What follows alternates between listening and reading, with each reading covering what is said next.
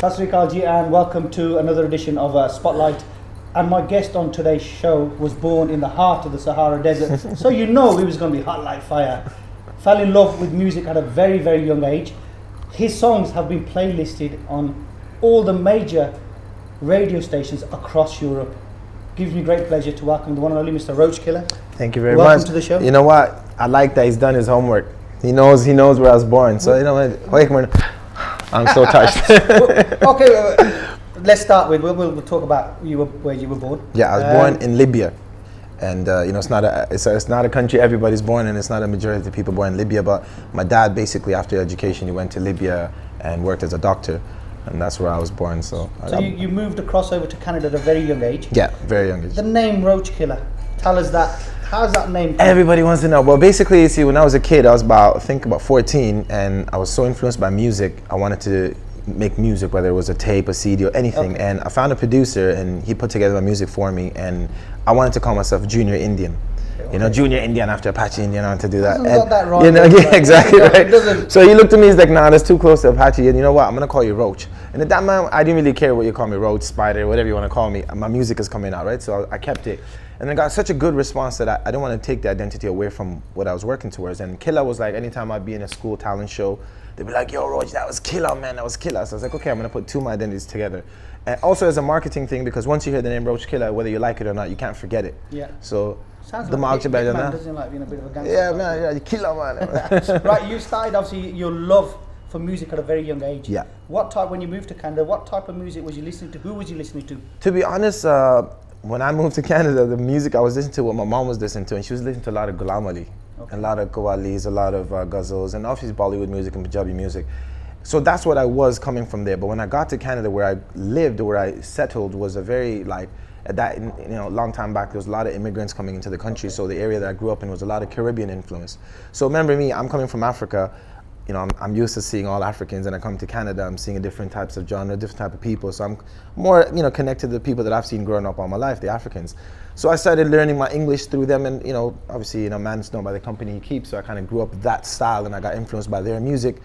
So I thought to myself, okay, I love my culture, which is East, and I'm growing up to the West. Why not kind of collaborate and make my own identity out of it?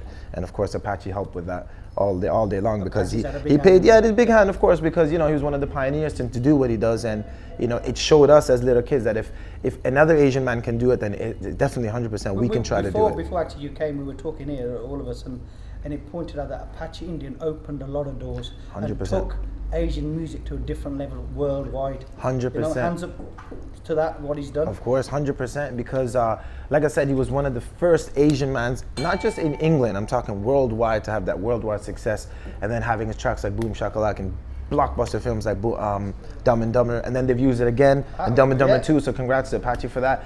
Big thing. So what I'm saying is, you know, as Apache, I don't think he realizes, besides me, how many people he's influenced, how many kids he's influenced in his life in terms of music. So big up going out to him. You know? Getting back to yourselves, obviously you fell in love with that sort of Rasta vibe, reggae vibe. So one of your first projects that you've done, what were the first releases that you got involved with? Tell us a little bit about that. Well, it depends which one you're on about. My first release, probably people don't know about it. I was only 14 years old, and it was called Roach Stafarian. Yeah. Yeah. I know that. So I took my identity and instead of Rastafari, I made a Roach Stafarian. And you know what? A guy called Earl? Earl Ferns, yes. You know what? Big up Earl Ferns. He's the guy who gave me my name, Roach, right? So, I mean, the fact is, you know what I mean? We were influenced, we put good music together, and it was /Indian /reggae, so that's why I kind of give my identity Roach mixed with the Rastafari and Roach Stafarian, and it was good. It was got a great response, man. I knew that, you know, but I've been trying to say Roach fast. I'm not even going to Roach Stafarian. Yeah, it's a bit of a tongue twister, so I thought, you know what, I'm going to be clever. I'm going to get Roach to say it. You know what? I love this guy because he actually knows what he's talking about. Hip hop, we don't stop. Desi hip hop, desi hip hop, desi hip hop, desi hip hop, we don't stop. You know we the best now, gotta look at us now. Aage aaj zamana sada tusi karo rest now. Waya pota gand, dukana karo band. Ego thodi vaddi to vadda sada. You know we the best now, gotta look at us now. Aage aaj zamana sada tusi karo rest now. Waya pota gand, dukana karo band. Ego thodi vaddi to vadda sada man. Yeah. Man, Ganj music. I'm bringing the best of the best. Y'all ready? Roach Killa. Let's go. Yeah, yeah, sab vang vadda tera rasta mein katta gali billi tara bad luck mere naal panga hattan che bandook rakha kara number 2 da dhanda bacha bacha mera fan tera fan ek pakka maru main to chakka jaise cricket ke मैदान में Eminem Tupac Biggie Nas rappers की ये शान है इसे कहते हैं hip hop क्योंकि public तो नादान है बाकी other rappers को ये जंग का ऐलान है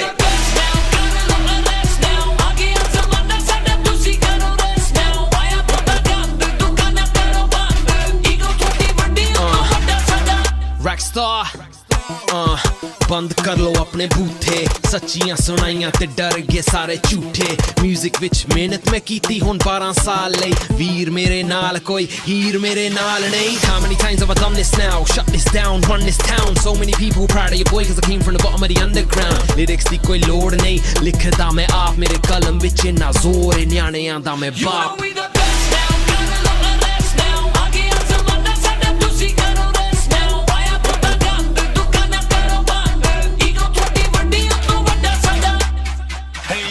Last name sing, first name still irrelevant. Everybody in 2004, Right. big step for you moving to the UK. Yes, sir. When you got here to the UK, what was your reasons for moving to the UK?